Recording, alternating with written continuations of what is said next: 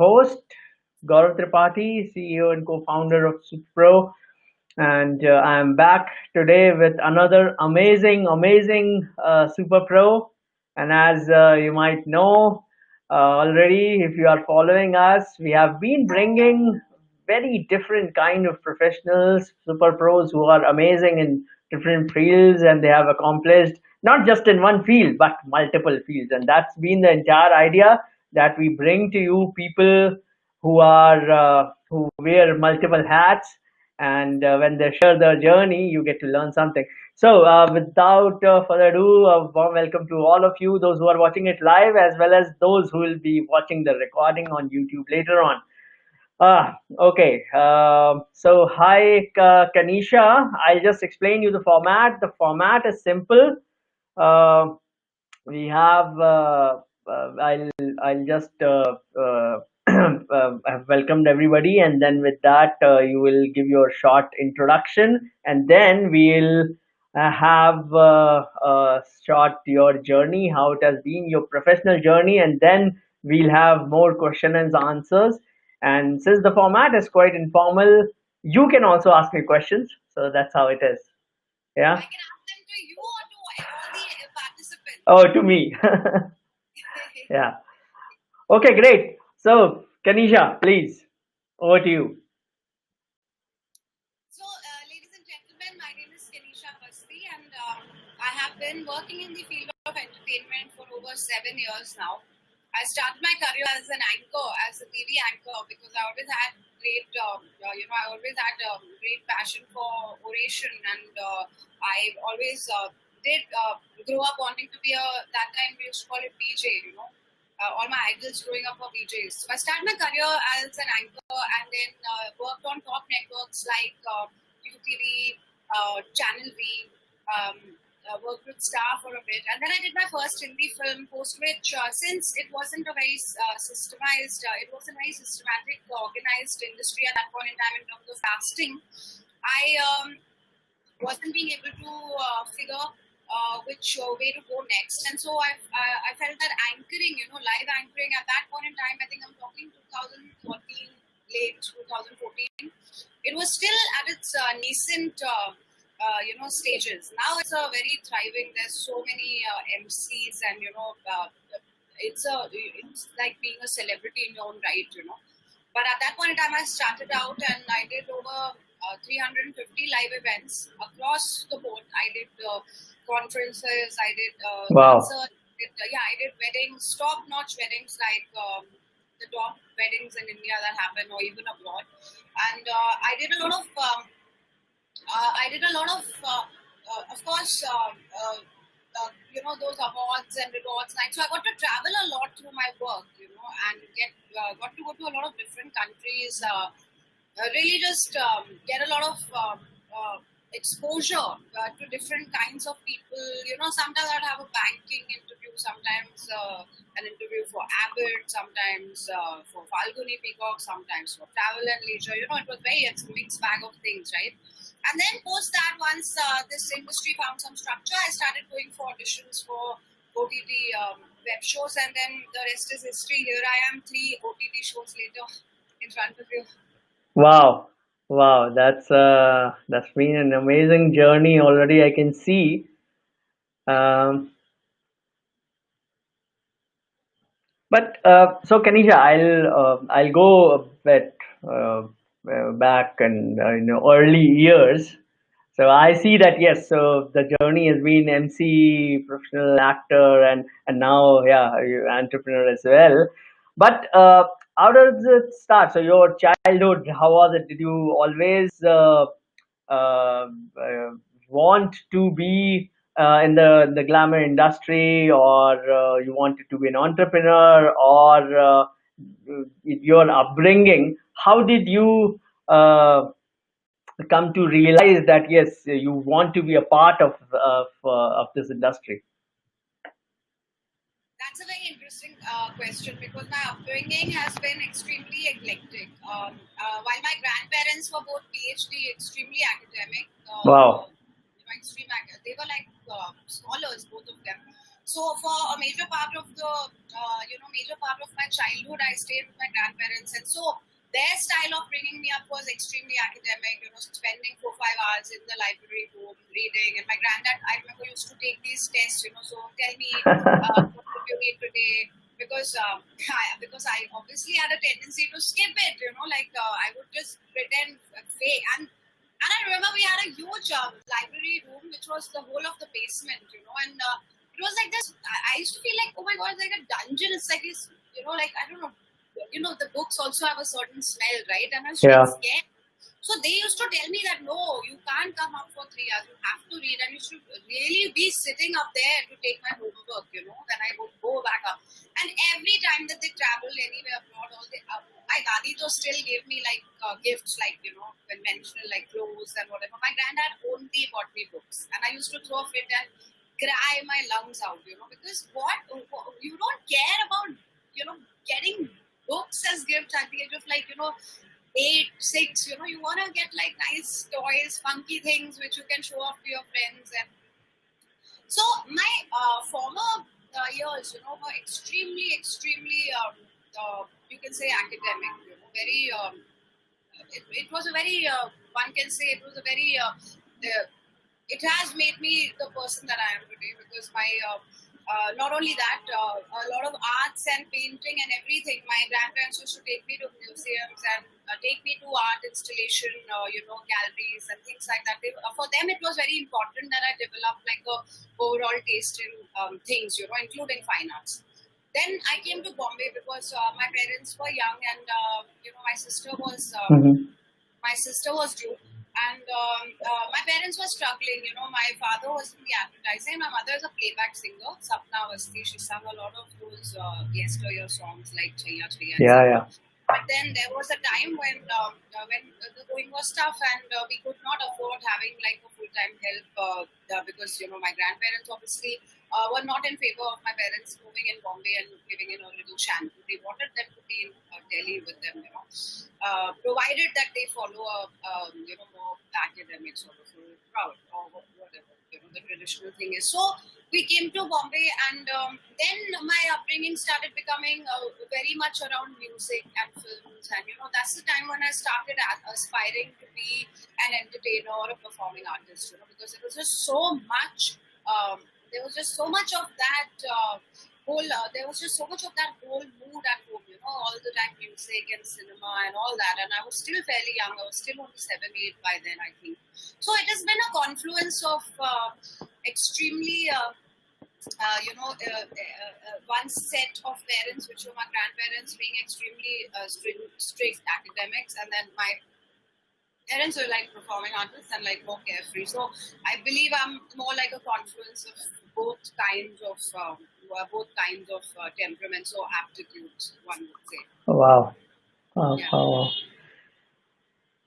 That's what happened first. So did you become a singer first? Did you become an actor first?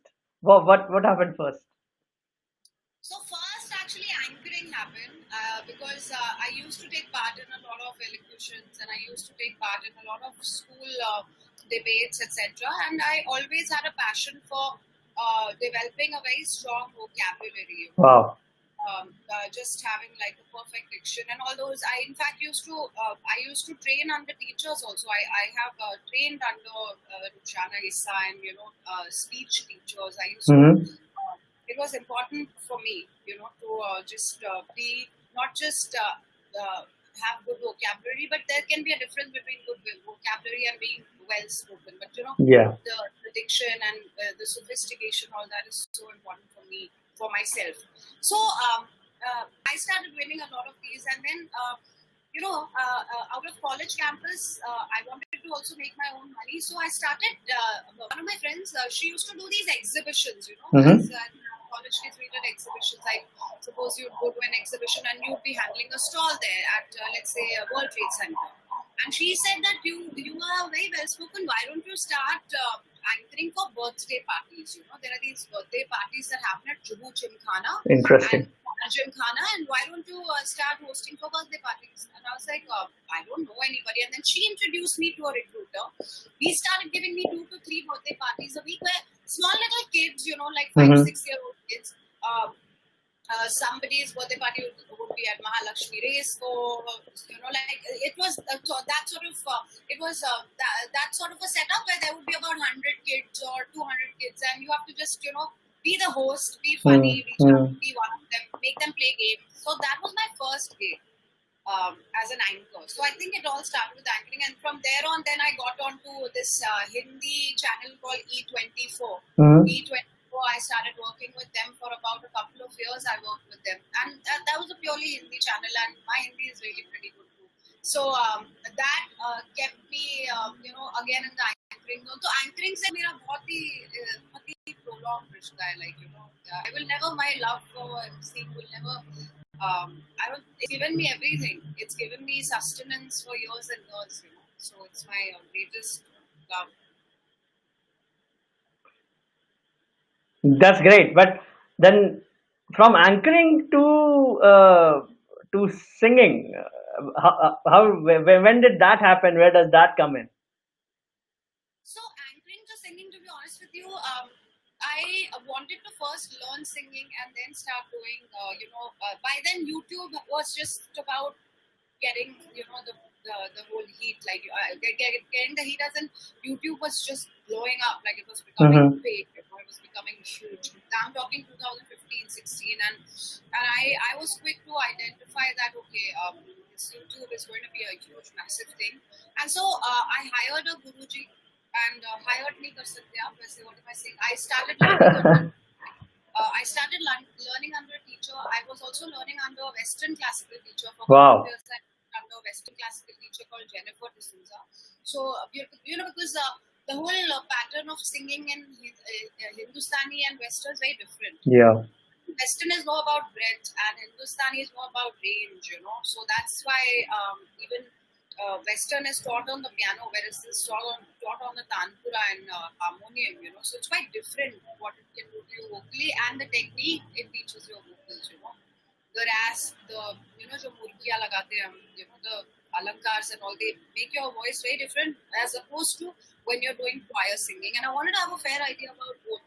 Then I started going to TSM, through School of Music, and after that, after learning from there for a few months, I thought, chalo, now I have a fair enough idea. Learned under 3 teachers. I have a fair enough idea to please put out my couple of YouTube videos and see how it goes. So I produced them, and those turned out really good. They looked good, and then they started really going viral. Yeah, like as in one of my YouTube songs is now at 4.3 million views, and these are organic. Yeah, so my friends who were who had shifted base to London and stuff started sending me that, hey, look, your song is picked up here. It's being played by London Radio 1 and whatnot. And I was like, oh my God, it's crazy, And then I had written this one slam poem called Rap Against Rape, which was trending. That was on BBC London. I was on Canada AM, so everywhere. So I realized that YouTube is like a power vehicle, and if I want to create content, I should just create content. Music is any which way it's my everything. It's my therapy, and I just have a very sentient connect with it. It's like I look at music like another human being. I've never looked at it as just. It's just like it is an entity to me. So I feel like it can make you feel so many things, like upbeat, motivated. And probably if on a sad day you listen to, I don't know, Hans Zimmer or something more serious, it can also take your mood down. So it's a very powerful entity, music, and so it serves too many purposes. I do it for my passion. I do it because it's my therapy, and I do it because it's just the most inspiring. When you're listening to a good piece of music, some insane inspirations come to you. Sounds. Just there's something about when sounds are playing together in harmony. So yeah, that's how singing started in my YouTube space. And luckily, one thing got connected to another. I got picked up by Culture Machine because that time a friend of mine was working with the founder of Culture Machine, Sameer Mittalwala. And then Sameer signed me on, and it was, and then it just started. It was just the start of MCNs, like multi-channel networks. Mm-hmm. That really helped me because, to be honest with you, at the start there was no way that I could have figured out music producers and audio and everything. So big ups to Culture Machine. I was with them for about a couple of years, and some of my greatest hits have on my channel are what I did with Culture Machine. And then I transitioned to One Digital, who are equally nice and kind. Now I'm with One Digital, and they help me with everything, a very prompt team. And we're also trying different things on my channel now. Let's see. Wow. So that was singing. Now, what about acting? How come all of a sudden? So all of this journey, you didn't mention anything around acting, and then all of a sudden we see you as an actor coming on these web series and everything. So what happened exactly? So, in 2013, I had got a movie called Kenisha Awasthi, and this movie basically was given to me by the founders of TedX, Kumar Torani, and because he was an old friend of my mother, he was kind enough to test me for that part, and I got that movie. And that point I was extremely young, and I also I wasn't prepared. I didn't realize the magnitude of what it means to get a blockbuster commercial movie, being directed by Prabhu Deva. So I did it, and after that I started thinking that, oh my God, this is like massive. Yeah, this is a massive opportunity. But then because there was no OTT, there was no web, I didn't know how to. After that movie was done, I didn't know how to then keep another opportunity like that coming my way. I didn't know how to get another opportunity like that coming my way. So I was very lost at that point in time, and it was a difficult time, I think, in my life, because suddenly you're in a Prabhu Deva movie. It's a pretty big deal. It's a theatrical release with like 1,000 prints, so you have a sense of bagging a project that's like massive, and then suddenly you don't know what your next opportunity is going to be. How are you going to make it happen? Because there's no structure. So that is where I then took a break from acting, and I went to live events, because you have to be a little pragmatic and a little you have to watch your you have to make sure that you're productive. I mean, it cannot be that just because acting nahi milti hai hum to bhuke mat rahenge. It doesn't work like that, right? Yeah. I'm a tax paying person, so you have to make sure that you're generating revenue and generating income for yourself, and you're being functional and productive. So at that point in time, what Ramaya did for me was that in events, I suddenly became a very big deal, because I had one commercial movie under my kitty. So in events, I started getting a lot of big events, like very, very big events. I did the media. I did the media welcome for Akon, and events of that level I started getting. Suddenly, I was in the number one lead with. So it definitely gave impetus to my event career, where I was a celebrity anchor. All the events with celebrities, they used to call me. Be it with Sonam Kapoor, Ranbir Kapoor, Alia Bhatt, Ranveer Singh, MST, endless. So that definitely, Ramaya gave me that, that branding, so to speak, that, celebrity anchor. So I did that. I was very happy doing that, because that's a great life too for anybody who's looking to be an anchor. It's a great life. You get to travel to a lot of cities. You get to meet a lot of people from different walks of life. True. You have a good life. You are put up in great hotels, the best in the world. And you get to wear great clothes. Apart from that, you get to learn so much about every company that you're working for on that particular day. So I loved my job. It was good. Wow. But then again, you mentioned so from there you didn't get into movies, or you didn't get more opportunities.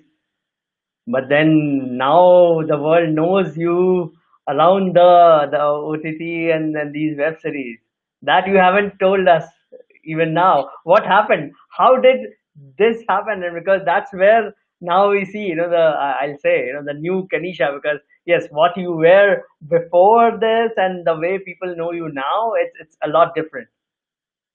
Yes. So Gaurav, it's really the boon of our existence, especially for entertainers, that OTT as a platform is, it's generating opportunities for so many of us, and really bridging the gap that was unsurmountable before, you know. Uh, uh, it's unbelievable the level of content we're exploring. Mostly when you see on an OTT, the team is so professional. It is like working on a film set, because most of the film directors direct OTT any which way. And a lot of OTT platforms have very stringent standards. Like Netflix, when I was doing Hasmukh for Netflix, they have a very stringent standard for even at a story level se leke till the end edit level tak, there's a lot of times you have to send the footage, get an okay, and that's how that kind of even when I was doing Mastram and when I was doing Raktanchal, someone from the channel, there used to be a channel team. It's kind of like shooting an ad or a film, because there would be 7 ADs on a project, 6 assistant directors on a project, 7 assistant directors on a project, a separate costume team, separate this, that. So OTT, it was lucky, and because it is so far it is a democratic, it's a democratic sort of a setup in the OTT universe. It's definitely a more level playing ground for people like me.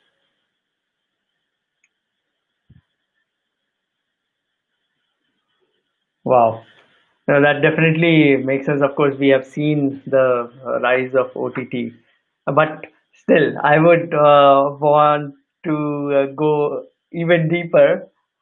How did you get into that? So web series, you got one and then you got another. How exactly did it happen? So I started really rigorously appearing for auditions since 2000 and I think 2017. Wow. August 2017 August 27th. That's the day when I was like, no, I have to just do something mainstream, because I deserve. I decided that I deserve to be seen, and uh, I deserve to be known, because I have this and this and this to offer, and I'm talented and I can sing, and I deserve more eyeballs. And then this seemed like such a potent platform. So 2017. So sorry, I'll interrupt you there. So it's like, so you were already you already were a successful anchor, and so you had already become that. You had already made your name. You were already Yes. getting bigger assignments, and then you said, no, I have to do this. And you, so is it like you deliberately wanted to struggle for this? Because this is the greater reward, and greater the reward, then greater the struggle. That's just how it is. And this is the greater reward, because as opposed to 500 people in a banquet hall seeing me and appreciating me for my work, now my work is reaching to millions of people, and the medium through which it is reaching is OTT, which is very accepting of people from outside of the nepotistic circles, or however may, well, that is what it is. It's a more democratic. Environment here, and so I felt like I deserve better, man. Like I deserve to be known. I deserve to be seen much more, because why the hell not? Like my thing was, why not? I mean, everywhere that I did my events, and people were like always praising me that your diction is so good and you look so. You're so cameragenic, and then I started thinking like, I am cameragenic. My diction is good. Why am I not? How much longer am I going to interview the celebrity? How about me at least vying for the prize, and being in that spot for once, And so I started going for auditions very rigorously, and I had immense rejection in the start for the first year and a half. So I was almost selected or super shortlisted at least for 11 web shows, out of which you have seen me in 3. Wow. And all this happened in a year and a half. 11 web shows I was shortlisted for. So something in me told me that you've got it in you, that there's something that's working, Dave. But then at the same time, because insanely getting rejected. And funnily, I got Hasmukh first. That was my first show. And then there was a lapse of a year in between because Hasmukh, there was a time when the shoot was stalling as Veer was away in Prague doing another project. So the shoot was, it was kept on hold for about, I think, 6-8 months. Wow. So I thought, ki ab mujhe yaar, I'm doing this massive Netflix show now, so I should really start getting offers. Samne se kuch hua nahi. And then I had a phase which was extremely difficult. I had I think I had 7 rejections after getting super close in less than 6 months. And I think so my mind would be very torn. I would think, but you got shortlisted for 7, but then my rational mind would be like, but you didn't make it through any. And then I don't know, I just had to do it, so I just kept going. And then suddenly, Raktanchal and No, but I'll interrupt you again there. Why didn't you give up? Oh, giving up is not an option. I don't know what it means to. Because really, if anybody who is facing so many rejections, and that to back rejections, especially after getting a bit of a success, then probably you start thinking, oh, maybe I'm not made for this, or maybe why I'm going through all of this effort. So what really pushed you for that? What pushed me, to be honest, is my belief in myself. I've always believed that I am talented, that I deserve all the opportunities that I'm vying for. And I'm not saying it from a place of arrogance, but purely from a place of analysis. I have to be correctly analytical about myself, because if I'm not, then I won't know what to vie for or what to reach for. And I'm always somebody who has been completely I've been in tune with myself. I've always believed in myself, even in my darkest times when perhaps everything was going wrong and nobody else believed in me, and it would have been very easy for me to just get shrouded in self-doubt and question myself, it would have been so easy. I don't know how it happened, but I always had this voice in my head, that kept telling me that, no, you're the real deal. You just keep going. You have it. And it's so funny. There were times when I was miserably failing, not getting through a single thing. In a month I was getting through, I'm telling you about web shows, right? But parallelly I have to go for ad auditions also. I'm getting shortlisted for 13 ads in a month, not even getting one. And this is going, and then there were people who were coming and telling me, all sorts of things. There were people who were like, you're too conventional, yeah. So it won't work. Now these kind of faces don't work. And then there would be like, luck ka khel hai, yaar. I remember this one audition. There was this gentleman who said, अरे आपको देखा था पिछली बार एक audition में, लगा था कि आप तो स्टार बन जाएंगे, 1 साल पहले देखा था, लक है, नहीं हुआ आपका. And I was just smiling. I was like, yeah, चलेगा ना, क्या फर्क पड़ता है, सब सही है ना, होएगा ना, अभी थोड़ी खत्म हो गया है, कोई लाइफ खत्म हो गया अभी. So I've just believed in myself, man. I don't know, no matter how much ever I've failed, but something in me kept telling me that, nahi, hoga, it'll happen for you.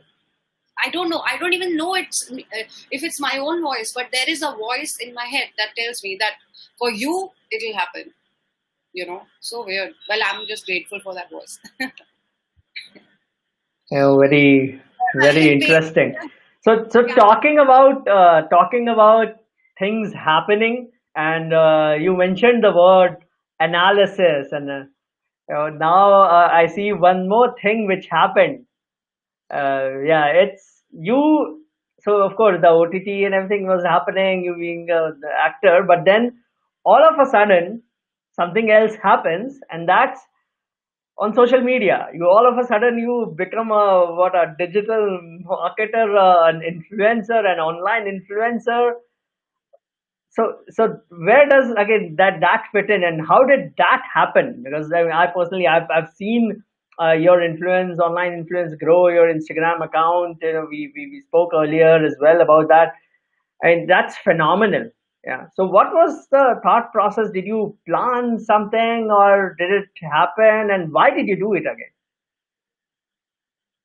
To be honest with you, it's all completely the grace of God, because this you cannot plan. I think how much of you cannot buy the love of followers. And I know that there are a lot of people who believe in buying views and followers and all, but I have never been of that opinion, because these things have got to be organic, and if they are not, then there's no purpose, because then you're not doing the job of an influencer.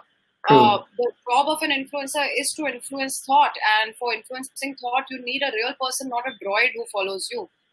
So this started happening on its own. What I did do on my part is that I started working really hard in terms of my photo shoots. Like, if you see, there's been a huge transition in my kind of pictures also that I was putting. I was at that point in time, we were completely in the middle of the eye of the storm, right? Where we were completely in a lockdown, and so no shoots could happen. People were not able to, even a cameraman couldn't come with his camera, and that lasted for 2-3 months, and that was right in the middle of when everything was picking up for me.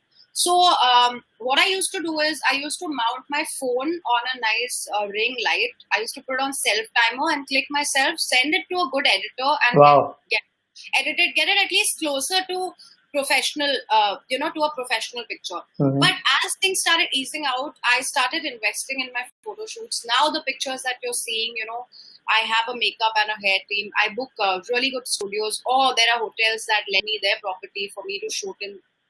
Because I think now, for me to up the game and have concept-driven photo shoots and have photo shoots which are like truly, truly, you can see the effort and the art and the concept and the costumes and everything, like a composite picture. It's not just somebody like looking hot, not that. Photography is an art, right? It's the whole frame that makes a picture.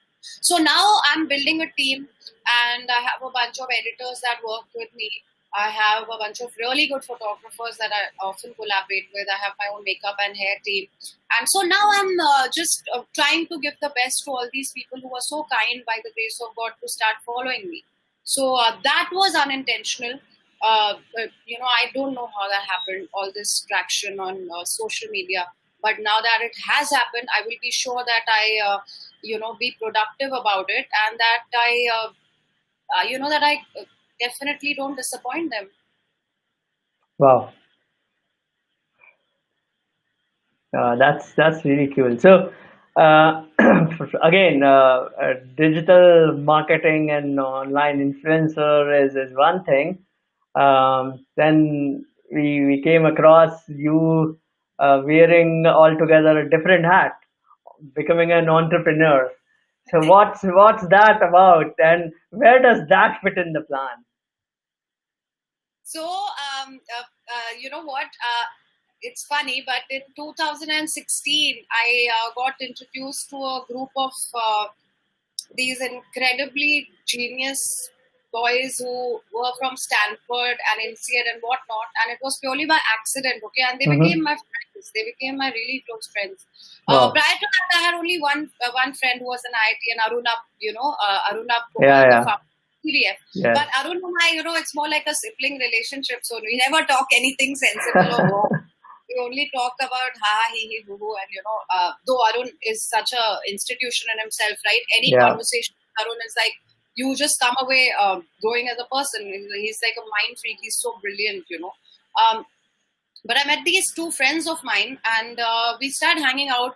They started making me meet their entire circle, and everybody was from, either Harvard or Stanford, and that was the whole circle, The whole circle was that, that everyone was a startup person, and everybody was doing really well. Somebody had an e-tail startup, somebody had a factory, but a point being that every one of them was a B school, and they were exceptional, like double gold medalists. And one of my friends, in fact, from that group, I remember Mayank.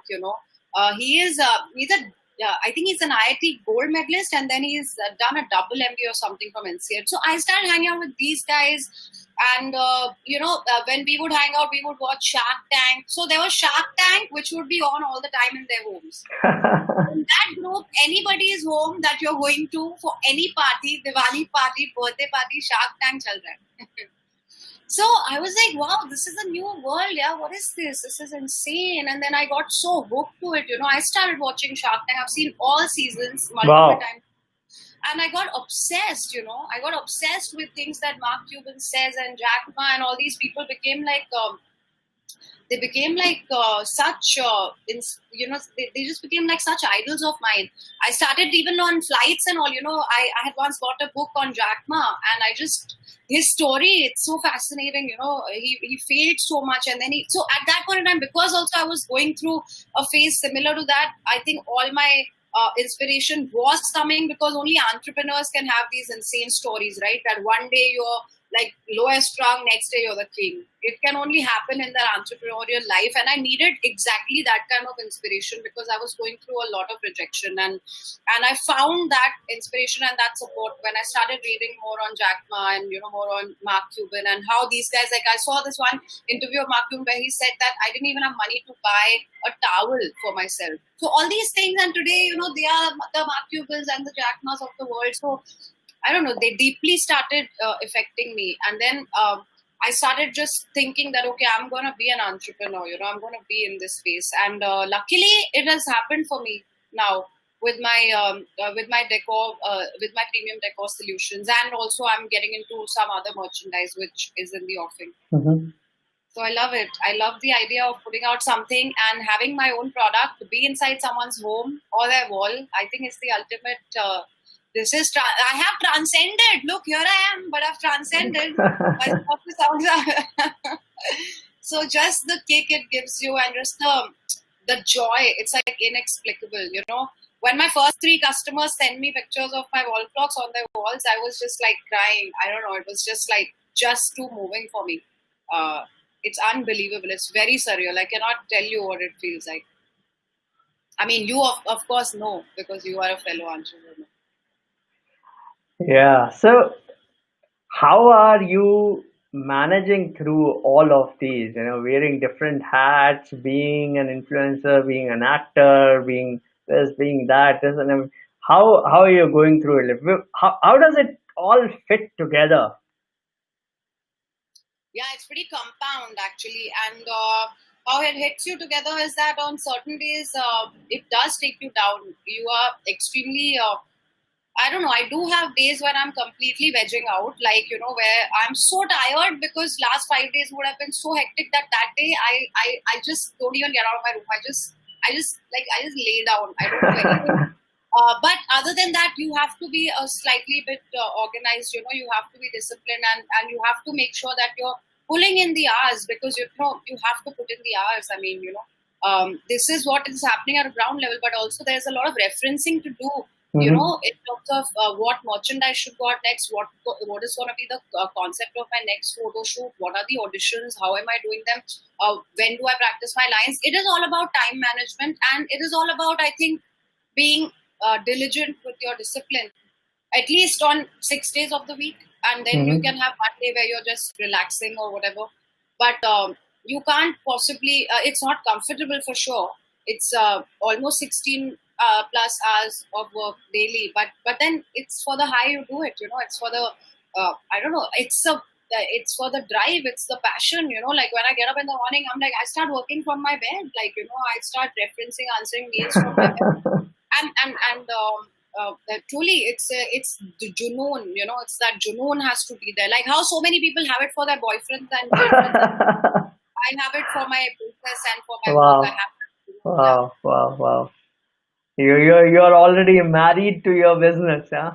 Yeah, very much so. So much so that yeah, that's another thing. How are you managing? I'm managing by having a zero to probably sub-zero social life. I was able to meet my closest friends, my whole group. I was able, and they live right here, all of them in Juhu. I was able to meet them after 5 months. Wow. So yeah, that you have to. I mean, you have to sacrifice. You cannot have your cake and eat it too. So you have to make choices and sacrifice. So talking about that again, this thing came up. You recently updated your status, and you started putting a thing like Kim. What is this thing about being the Indian Kim? What's it about? So a lot of memes, right? A lot of memes started happening around me Mm-hmm. as being the Indian Kim Kardashian, and then I was like, oh wow, this is such a superlative comparison because Kim has always been my idol, and she's the smartest woman, I think, and not to mention it doesn't hurt that she's drop dead gorgeous, and of course, the I feel like I have deeply been inspired by just their Mm-hmm. by just their work ethic, their approach, how they've kept reinventing themselves, over the years, even in terms of look, even in terms of I like how she keeps reinventing herself. Like, she started with the with that keeping up with the Kardashians, and she was quick to, get into merchandise. She was the first one who started this whole merchandise business, right? And then True. Kylie did whatever. And then right when it was, going so well with that KKW, she switches to this a completely new thing called Skims and make that happen. And she's very unpredictable, and I think she's very reinventive. She's always reinventing, and alongside also studying law and so outspoken about causes that matter. Because at that level of fandom, a lot of celebrities would want to just take the comfortable route and not. True. So she's a true thought influencer, and when people started really comparing me to Indian Kim Kardashian, what I took away from it is that look, I mean, it's not necessarily whether or not I look like her. I also think that I don't, but I think we're the same people in spirit. You know what I mean? Like Mm-hmm. have the same blueprint, and that's what matters. What's your blueprint? So she's been my inspiration for the longest time. I mean, for donkey years now. Like inspiration and inspiration in terms of everything. Like how beautiful she is, how good she's kept her marriage. How good of a family woman she is with her sister's mother. How good she is as a mother to her own kids, and well, what a diva, yeah. Like, who doesn't want to be Kim? So, अगर कुछ बनना ही है Indian तो Indian Kim. And of course, how good she as an entrepreneur. Oh God, for real. I have Yeah. serious respect for her. She's got like the most unflinching work ethic, unbelievable work ethic. Mm-hmm. So are we going to see sometime in future you picking up few pages from her book in terms of building your business empire or thinking things around it on the same line? Yes, definitely, Gaurav, and hopefully you will be my collaborator in at least one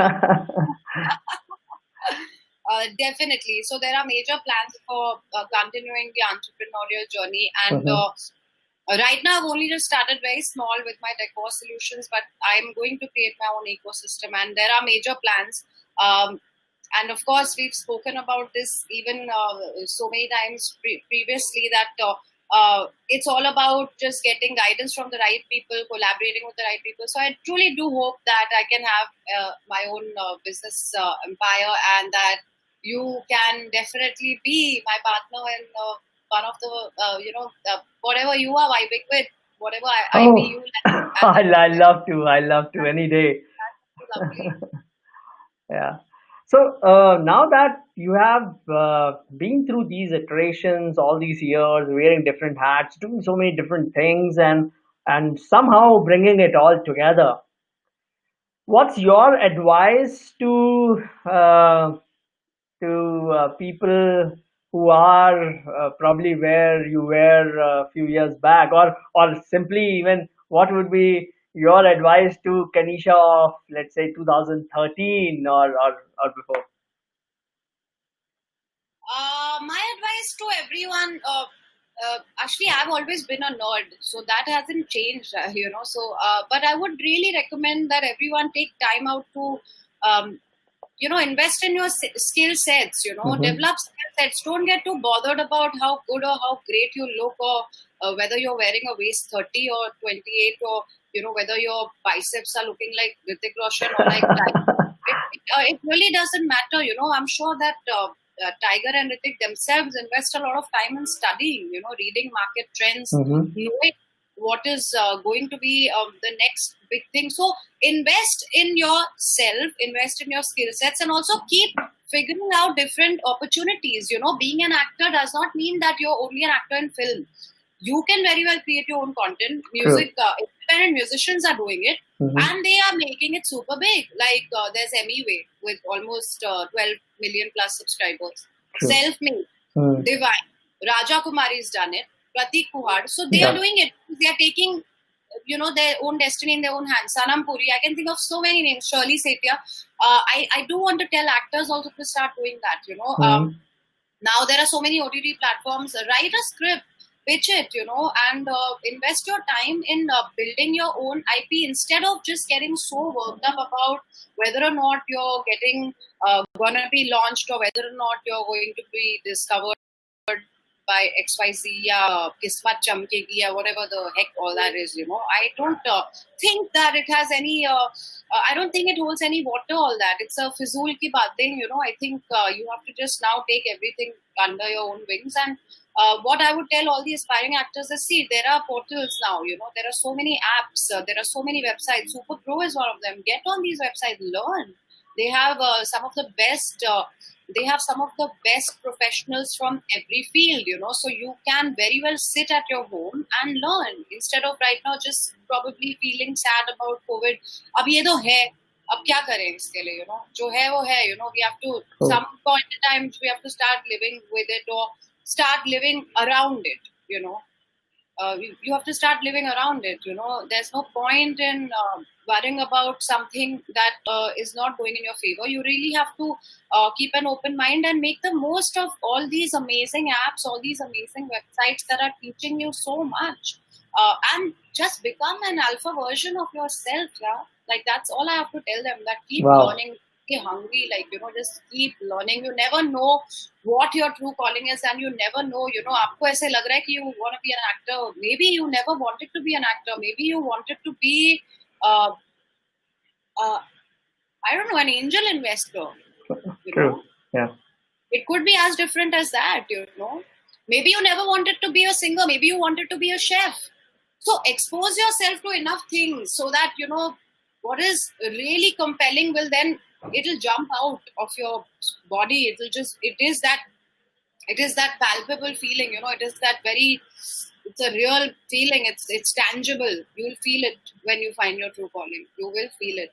So for that, you have to really invest and keep learning and keep exposing yourself to multiple things, and then see what is the thing that's jumping your. So you have to experiment more, and not just being gung-ho about that. Oh, I'm doing okay in one area, so fine. I don't need to try out other. Yeah. That is stagnancy. That's even worse. Being stagnant is the worst of all. So talking about advices, what's the best advice that you ever got, and from whom?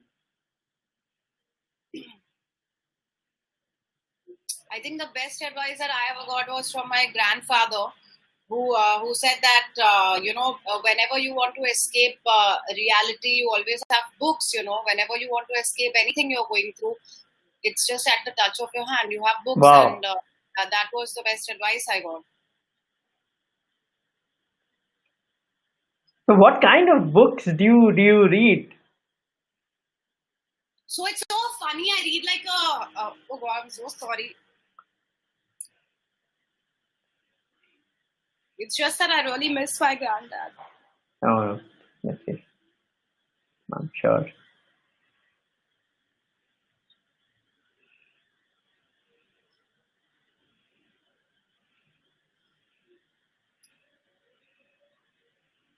He must have been so proud of you. Yeah, really.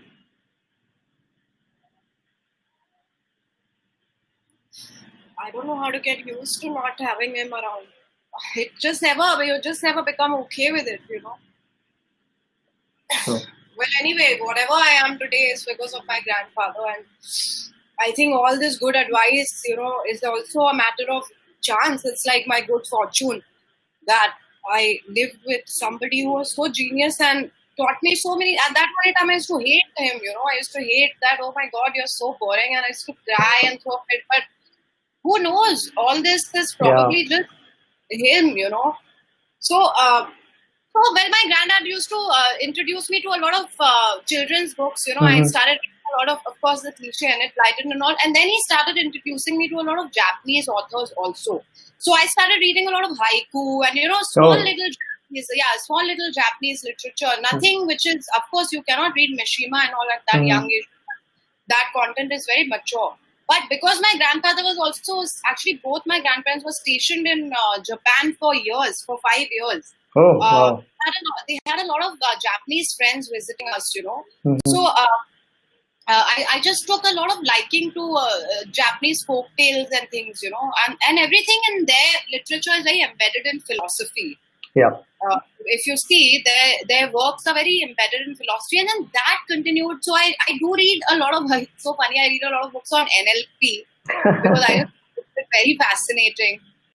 Because I'm like amazed, I'm like, my goodness, the brain is far too complicated, yeah. It's too complicated, and even if we get to know, you can know the basics of it. Like, of course, you can understand amygdala and prefrontal cortex and all, but I don't think we should sit and analyze our thoughts because our brain is too complex. And abhi kya ho raha hai ki the new generation is sitting and analyzing their thoughts too much. True. Thoughts is like just the chemical reaction of your brain, which is such a complex organ. So you should just not waste your time in analyzing your thoughts is what I would also, my second advice. Just analyze your action. So there's this whole thing, right? In Stoicism, they say that in Stoicism, that say that whatever is happening, but you go about your business. That's the whole crux of Stoic philosophers. That whatever was happening in the background in their life, but they were always going about their business. And I think that's why that philosophy, I would really love it if more people, embraced it, because I think it's so productive, and I think it's so perfect for modern times. This modern living where everything is so volatile. You have to be a little stoic. I read a lot of stoicism. I read a lot of NLP. Wow, that's everybody who is watching. That's Kenisha, the geek, the nerd. And then I also read a lot of fiction, but mostly Japanese authors. So because I like how they write it emotional, at the same time they write it very simply. It's very difficult to say something very compelling in simple words. If I make very, very flowery and eloquent, it's very easy for me to, then make you feel something. But if I say it in haiku, the whole fundamental of haiku is that, in 2 lines, they'll just pierce through your heart. So I like that. I like that style of writing. Wow. Amazing. So, talking about now, so what's going on? So with your new venture, with your interior decor, can you talk about it more? What all you are offering, so your merchandise and your services as well, the sessions that you've been talking about. Yeah. So, as you know, Gaurav, I have just started Premium Decor, where I started with lamps, I started with coffee tables, tabletops, and with wall clocks. Now I'm introducing something which is going to be much more affordable also. So I want to make my website a place where it should be like a Walmart, you don't have to be a billionaire for you to be able to pick up something. You can, even if you have like 70 cents also, you should come into my store and be able to buy something of your choice and leave. Wow. So I'm introducing my own posters. I've got an illustrator. I've got an illustration artist from abroad who's designing my illustrations. We're gonna replicate them in posters and kitsch like cushions and beddings and other merchandises, stuff like you can one can order for my signed posters, and it's more experiential. Then it's more directly like my pictures and my personalized shout outs, and like similar to then what I do on my app, very service. Except that this is in a physical form that the poster will ship to you and it will reach you. But these are the plans that I have on my website also, because I do want to bring out great illustrators and artists. Yeah, I think that we should give them a greater, space to let their work shine. And I don't know why we don't, So I am openly inviting painters and illustrators, whoever wants to collaborate with me. If your work is good, I will be more than happy to get you on board, and we can surely explore a work opportunity together. And what is it what is it that people can reach out to you on Super Pro for? Super Pro, they can reach out to me for literally everything that I have to offer. So they can reach out to me for consultation on various Mm-hmm. topics. So if you want to be an anchor, let's say Mm-hmm. you want to be a public speaker, I have years and years of experience. Mm-hmm. If you want to be an actor, the art of auditioning, what you should be doing before, pre, post, how you should be Wow. preparing to go into an audition. If you want to just get trained in image consultancy, what colors you have to wear, which will make you stand out, or etiquette, or just spoken manners, everything. Because I've done a course in image consultancy. Like I told you, I was training under Rukhsana Isa and learned like diction, etc. At a very, I don't not at a very in-depth level. If they want to talk to me about how they can go about being a social media influencer, how to get your YouTube channel going, how to get your Instagram handle going, how you can build your own universe around these digital platforms and monetize them. Wow. I'm available for these sort of consultations. And if they think that, that my story has resonated with them, I will be more than happy to open up my heart to them, and if they would like it, I'm offering even coaching, to Super. people, which is going to be very personal. I will only take one student at a time, because for me it will be important that my pupil really goes out there and makes a difference. Anyone who's going to be my pupil, I will make sure that there is no room left for any kind of glitches there. So that will be a one-on-one consultation.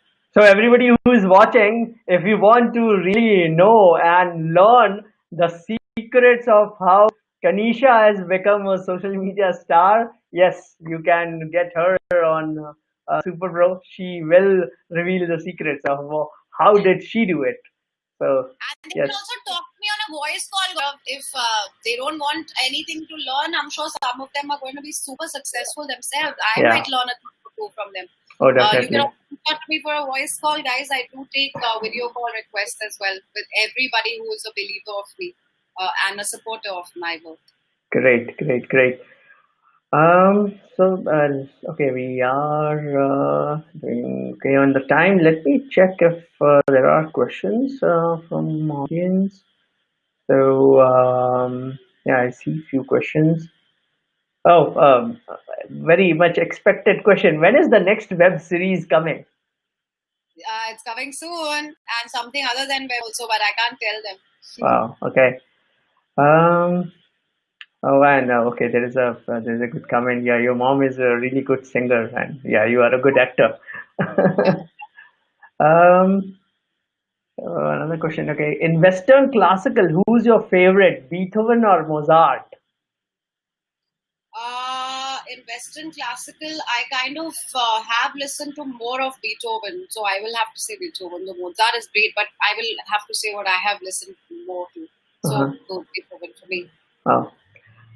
Next question. So from Chinmay again. YouTube is a great thing for creators. Do you think India will produce next evolved version of YouTube, and how different will it be?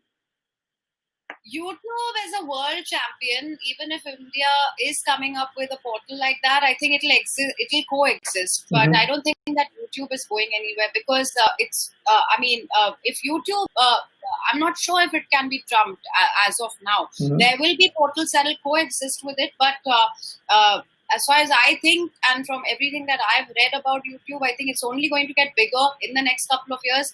They will introduce a lot of their own internal modifications, like recently how they introduced the YouTube Creator Studio, and there may be a lot of modifications there of similar to that. But I don't think that I don't think that YouTube can be trumped right now for the next few years. And there is one more question, which is, it is better. Who's more awesome, Batman or Iron Man? Batman for me. I like Batman because he's just like, I don't know. It's I just the whole spectacle, the whole dramatic costume, and then I used to love that song also. For Batman Forever. My seal is by Rose. So Batman for me. Cool. Okay. Yeah. That's it. I think the audience question. I think I forgot to ask you one thing, which which others have also been asking. If you had to just define in few words uh, the secret to your success, what is it? That I do not think too much about it. I just keep working. That's it. I Wow. have not taken a single day off to really sit and be like, oh wow, some big thing is happening in my life. Mhm. I like to keep a certain disconnect. It's very important to have a certain discord, and disconnect with everything that's happening around you, whether for good or for bad.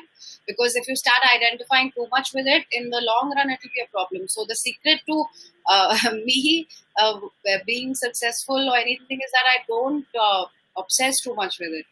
So what? Then you classify yourself as a workaholic?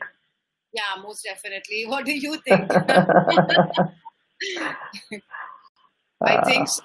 I think it's workaholic, borderline droid. Wow. I'd like to say productive. I'd like to say heavily productive, because I want to use a word that we can sort of give others as an inspiration. Workaholic somehow has become a word that people dread. Yes, The yes, moment you yes, say you're true, workaholic, they associate with it completely failed social relationships, true, the complete reject or whatever. That's not how it is. true. It's a good thing also to be optimally productive.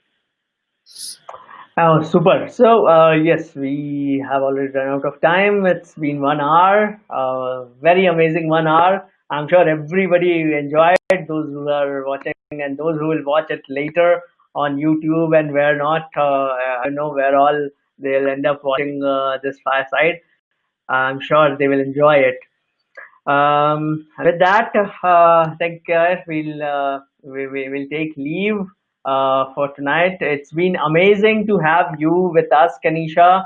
It's Thank really you so much. super, and I'm sure we'll get you sometime soon in near future again for different topic and talking more about your coming upcoming merchandise and more ventures. Thank you so very much. It's always a pleasure, and I'm always there by Super Pro. I think you guys are a bunch of geniuses, and I'm so blessed to have your guidance and your friendship. So Oh, thank you. my pleasure, and a huge thank you from the entire Super Pro team as well to you, Kanisha. You have been extremely supportive of us. And final note to all of you: yes, as I said earlier, if you want to catch Kanisha on a one-on-one session, you can definitely reach out to her on Super Pro. The link is given in the description, as well as it will be there in the YouTube description and comments. So please feel free to reach out to her, book her, talk to her, and I'm sure you'll enjoy it. Great. Thank you, everybody. Good night. Take care. Bye Thank bye. you. Bye. All the best.